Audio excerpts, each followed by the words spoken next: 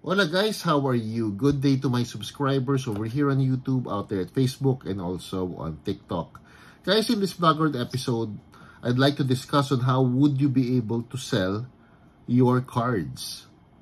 Sports cards, TCGs, all cards encompassing everything, actually even collectibles. Alright? But before that, I'd like to please invite you to please follow me over at Instagram. That would be at TimDuncan21_card collector. And also please follow me over at Facebook. That would be at Revy Mayuyu's Hobby Vlogs. Alright, so without further ado, I'd like to discuss how to sell your cards, especially if you are quitting.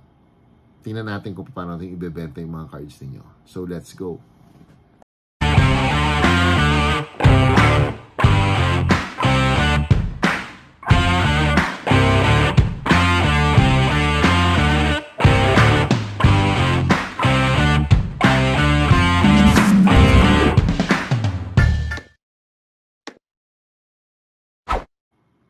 So, you're trying to sell all of these. What's the best way to do it?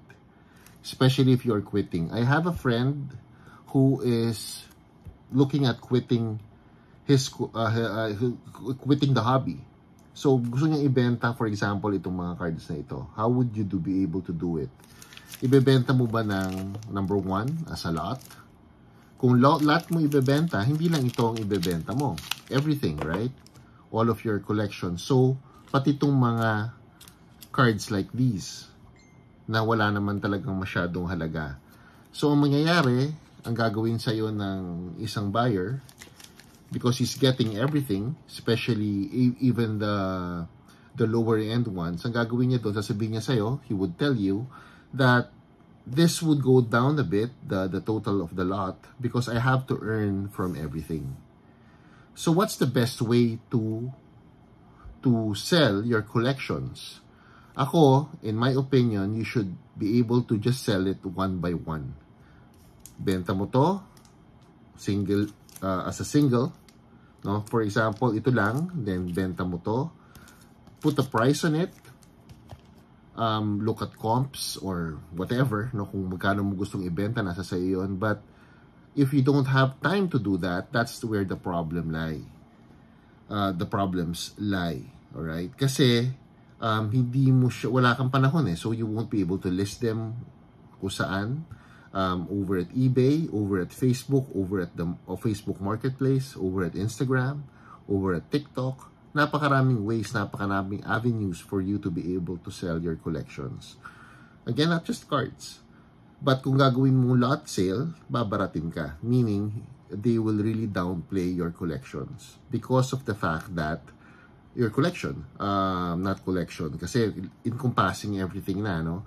So, if the buyer would downplay your collection, ang mangyayari, bebenta mo lang, dahil gusto mo nagmamadali ka, mabebenta mo kaagad, bebenta mo na lang ng kung magkano niya gustong makuha kasi believing that he has to make a profit out of it. But if you sell them one by one, you might be able to target the collector. How would you be able to do that if you don't have time to do it?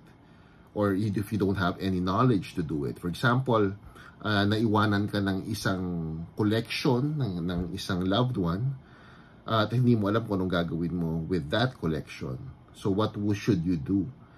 I suggest you look for someone that you could trust him with the collection and let him sell it off one by one. Kailangan mo lang makakuha ng trusted person to do that for you. He would be able to sell it, usually naman, no, he would be able to sell it one by one. Kaso usually, tingnan mo kung sino yung pwedeng i-refer ng isang tao sa'yo who would do that. Ako, I do consignments. I do sell other people's collections. Ako, anong gustong pabenta sa akin. But the thing is, no, you have to agree on something. A percentage from the sale, or papatungan mo na lang ba, just add up value from what he wants. For example, if he wants this to be sold at 50,000 pesos, you'll just add, let's say, 2,000 markup for it. So you get 2,000 out of the sale.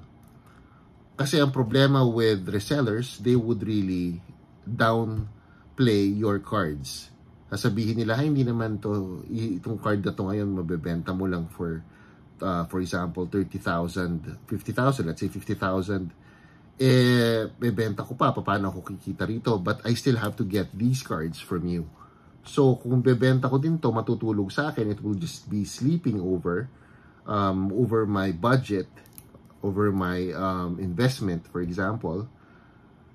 So, kailangan ko mabawi yon, yung cost of the time na nasa akin, na nagamit ko sa iba, na pwede kong magamit yung pera na yon, that would be computed over.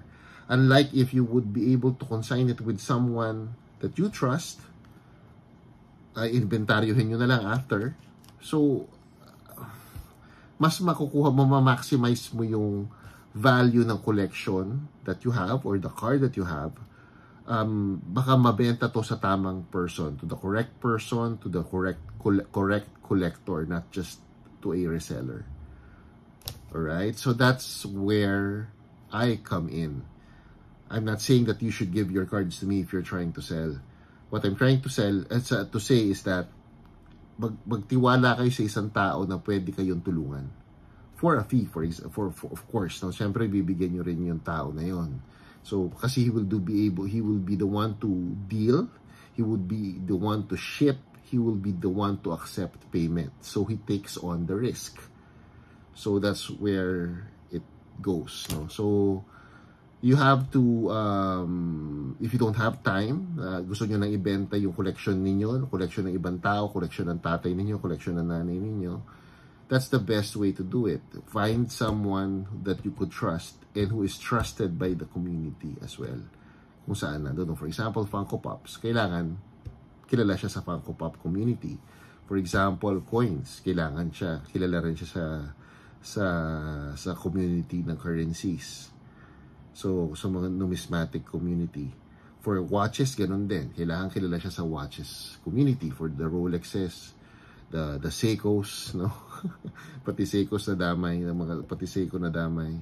But that's where it goes. So, you have to look for someone that you could trust and trust the cards, the collectibles that you have for him to be able or her to sell it.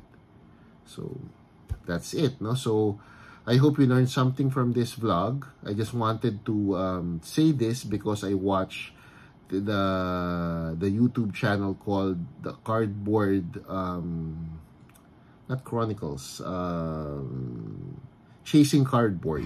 Kasi meron dun episode wherein parang dinownplay ni Ty yung not the character but the host there, na yung cards ng isang tao because he's trying to get it for a profit. Bibili niya eh. So he would be the one to take all the risk. So syempre bababaan mo yon. That's how a reseller goes. No, but if you were going to do consignment, for example, with me, for example, I'll be able to sell it na lang ng paisa-isa. I'll be the one to do the job. I won't be buying the cards, but I will take off the job from you, from selling it one by one. So, paunti-unti natin ibebenta lahat yung mga cards mo. If you're quitting, and if you're just trying to make profit out of what you have, and you don't have time to sell them. Alright? So, again, I hope you learned something from this episode. And please do follow me. Subscribe to this channel so that you would you would be able to listen to what I have to say when it comes to sports cards, all right, especially basketball cards. So thank you very much for watching, and God bless.